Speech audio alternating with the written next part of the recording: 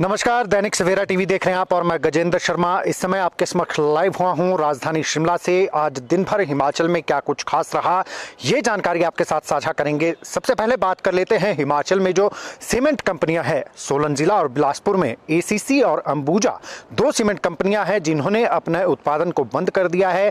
ताले लगा दिए गए हैं दोनों ही फैक्ट्रियों में और ऐसे में सीमेंट को लेकर जो मांग है वो पूरी नहीं हो पा रही है। सरकारी कार्य हो फिर चाहे निजी कार्य हो, दोनों में, क्योंकि आजकल कार्य प्रगति पर होता है। सर्दी का मौसम है, सर्दी के मौसम में आजकल धूप खिल रही है, लेकिन जब बर्फबारी होती है तब काम नहीं हो पाते हैं। तो ऐसे में सभी विभाग हो, सरकारी विभाग हो या फिर निजी क्षेत्र में होने वाले काम हो, सभी जो है इस दौरान अपने कार्य निपटाते हैं, लेकिन सीमेंट नहीं मिल रहा है।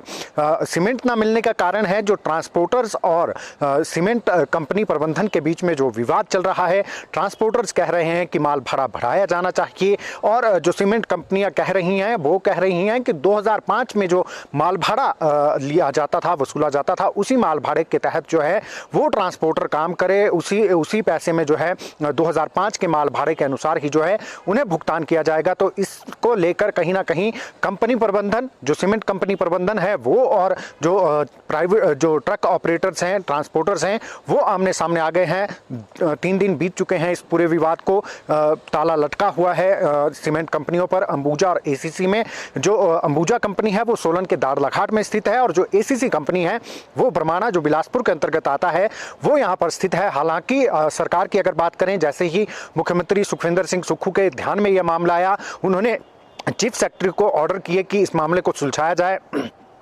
चीफ सेक्रेटरी ने सोलन के उपायुक्त और जो बिलासपुर के उपायुक्त हैं उनको कहा कि मध्यस्थता की जाए, ट्रांसपोर्टर्स और जो कंपनी के बीच में विवाद चल रहा है उसे मिल बैठकर कहीं ना कहीं सुलझाया जाए, लेकिन वो विवाद जो है वो सुलझता नहीं आ रहा है। तो ऐसे में निर्माण कार्य जो हैं वो काफ़ी बाधित हो रहे हैं। तो अब सरकार ने फैसला लिया है कि जितने भी सरकारी कार्य होंगे उनको जो सीमेंट सप्लाई किया जाएगा वो अल्ट्राटेक कंपनी, जो कि बाघा, ये भी सोलन के ही अंतर्गत आता है, अल्ट्राटेक कंपनी है, वो अब सीमेंट उपलब्ध करवाएगी जितने भी सरकारी कार्य होंगे। हालांकि वो कितनी आपूर्ति कर पाती है, कितनी उसकी क्षमता है, ये जरूर यहाँ पर विचारणीय विषय है, क्योंकि जो दो कंपनियां जिस तरीके से उत्पादन कर रही थी, वो एक कंपनी कहाँ इतना उत्पादन कर पाएगी। जो सीमेंट की जो डिमांड है वो लगातार बढ़ रही है। तो ऐसे में कहीं ना कहीं अब जो इस कारोबार से जुड़े हैं उन्हें, और जो सीमेंट की जिन्हें खपत चाहिए, सरकारी विभाग हैं चाहे निजी निर्माण कार्य में जुड़े लोग हैं, उन्हें कहीं ना कहीं सीमेंट के महंगा होने का जो डर है वो कहीं ना कहीं अब सताने लगा है। तो ऐसे में अब जो जितने भी सरकारी कार्य हैं उनको जो सीमेंट की उपलब्धता होगी वो बाकायदा जो विभाग कार्य करवा रहे हैं, उनमें जल शक्ति विभाग हैं, तमाम जो मनरेगा का कार्य देखते हैं वो विभाग हैं, तो उन्हें जो है लिखित में कहा गया है कि अब जो सीमेंट आपके लिए आएगा वो अल्ट्राटेक कंपनी से आएगा, जब तक विवाद नहीं सुलझता है। यहाँ पर जो मुख्यमंत्री के प्रधान मीडिया सलाहकार हैं नरेश चौहान, उन्होंने भी बात कही है कि वो इस मसले को सरकार जो है जल्द से जल्द सुलझाने का प्रयास कर रही है। 1-2 दिन के भीतर जो है इस मसले को सुलझाने का प्रयास किया जा रहा है, क्योंकि इससे कहीं ना कहीं परोक्ष और अपरोक्ष रूप से जो है हजारों लोगों का रोजगार जुड़ा है। उसमें जो है मैकेनिक्स हैं, उसमें टायर पंचर वाले हैं, उसमें ढाबा मालिक हैं, उसमें तमाम तरीके की जो ट्रक, जो इस सीमेंट उद्योग में जो ट्रक यानी कि जो माल ढोते हैं उन पर उनके द्वारा जो जहां वो रुकते हैं, चाय पानी की दुकानें हैं, फिर चाहे ढाबे की दुकानें हैं, पंचर की दुकानें हैं, मैकेनिक की दुकानें हैं, तो कहीं ना कहीं इनडायरेक्टली उनका भी जो है रोजगार इससे कहीं ना कहीं खतरे में है। तो सरकार जो है जल्द ही इसको लेकर कोई ना कोई फैसला लेने वाली है। और सरकार ने जो है अब ये भी बात कही है कि अगर जरूरत पड़ी तो कंपनी प्रबंधन, क्योंकि अब अडानी ने हाल ही में जो है, अडानी ग्रुप है उसने ये दोनों कंपनियां खरीदी हैं, अंबुजा और एसीसी, उनसे अगर बात करने की आवश्यकता होगी तो उनसे भी इस मामले में बात की जाएगी, ताकि जो है इस मसले को जल्द से जल्द सुलझाया जाए, निर्माण कार्य किसी तरीके से प्रभावित ना हो और जो रोजगार के ऊपर एक तलवार लटकी हुई है वो लोगों को रोजगार मिल सके। ट्रक ऑपरेटर जिनका जो किस्तें क्योंकि जानी होती है उनको किस्तों की चिंता सताने लगी है। ऐसे में फाइनेंस कंपनीज भी हैं, वो भी उनका भी साफ तौर पर कहना है कि जब काम ही नहीं होगा तो किस्तें उन्हें कैसे मिलेंगी। तो तमाम जितने भी उद्योग से जुड़े डायरेक्टली और इनडायरेक्टली जो लोग हैं उन्हें कहीं ना कहीं अब उनकी चिंताएं बढ़ती जा रही है कि कहीं ये जो हड़ताल है वो लंबी ना खिंच जाए, क्योंकि 2017 में भी 47 दिन तक जो है वो ट्रक ऑपरेटर्स की हड़ताल चली थी। तो ऐसे में कहीं ना कहीं पूरा कारोबार प्रभावित हुआ था। लेकिन जो कंपनी प्रबंधन और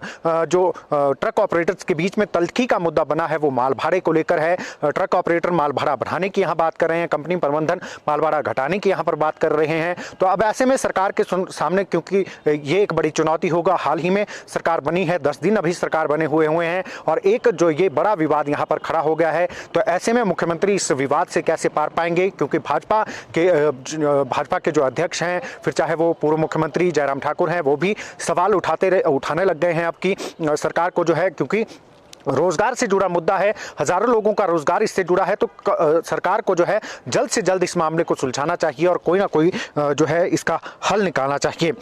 अब बात कर लेते हैं इलेक्ट्रिक गाड़ियों की। तो अब जितने भी अधिकारी हैं, अधिकतर अधिकारियों और अधिकतर विभागों में जो गाड़ियां आती हैं वो इलेक्ट्रिक गाड़ियां खरीदने की तैयारी हो रही है। बाकायदा पूरे प्रदेश में चार्जिंग स्टेशन इसके लिए बनाए जाएंगे। ये जो है सरकार की पहल है, क्योंकि वातावरण पर कोई नुकसान ना हो, क्योंकि पेट्रोल और डीजल गाड़ियां जो है उनसे निकलने वाला धुआं कहीं ना कहीं हिमाचल की स्वच्छ हवा को खराब करता है। तो ऐसे में अब अधिकारियों के लिए, जो जितने भी विभागों के अधिकारी हैं, अधिकतर गाड़ियां जो होंगी वो इलेक्ट्रिक कार जो है वो खरीदने की यहाँ पर बात की जा रही है। और जो ट्रांसपोर्टेशन होती है उसमें बसेस हैं, उसको लेकर भी जो है सरकार फोकस कर रही है कि आगामी 5 सालों में जो है वो इलेक्ट्रिक गाड़ियों की तरफ जो है रुख रहेगा, ताकि हिमाचल का वातावरण, हिमाचल की आबो हवा जो है वो शुद्ध रह सके, उसमें किसी भी प्रकार की जो है आबो हवा किसी भी तरीके से खराब ना हो।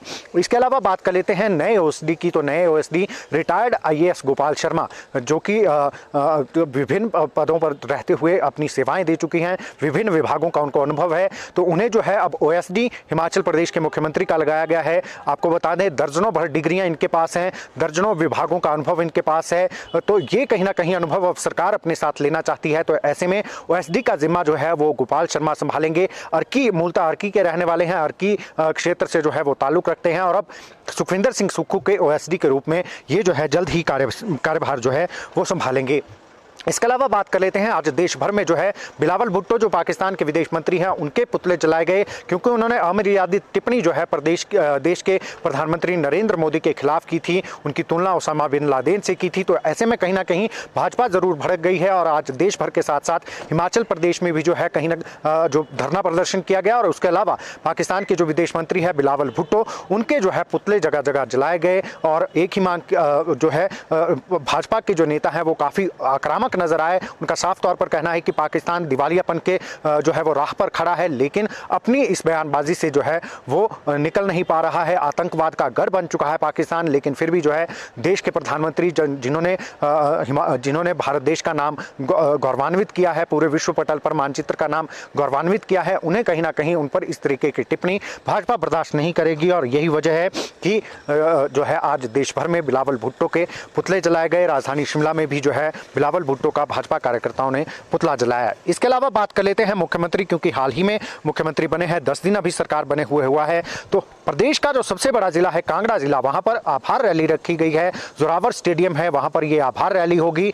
11 बजे इसका 21 तारीख को टाइम रखा गया है, 22 से सेशन शुरू होना है। उससे पहले कांगड़ा के लोगों का आभार व्यक्त किया जाएगा, मुख्यमंत्री वहां पर मौजूद रहेंगे और एक बड़ी रैली जो है आभार रैली के रूप में करने जा रहे हैं। उसके बाद क्योंकि सेशन है 22 तारीख को, सभी विधायकों को शपथ दिलाई जानी है। उसके बाद विधानसभा के अध्यक्ष और उपाध्यक्ष पद का जो है वो यहाँ पर फैसला होना है, राज्यपाल का अभिभाषण होना है, उस पर चर्चा होनी है। 3 दिन का ये कुल सेशन रहने वाला है और इसमें ये जो है 3 दिन की कुल मिलाकर रूपरेखा रहने वाली है। तो ये कुछ अपडेट्स थी जो हमने आपके साथ साझा करनी थी। अन्य अपडेट्स के लिए आप देखते रहें दैनिक सवेरा टीवी।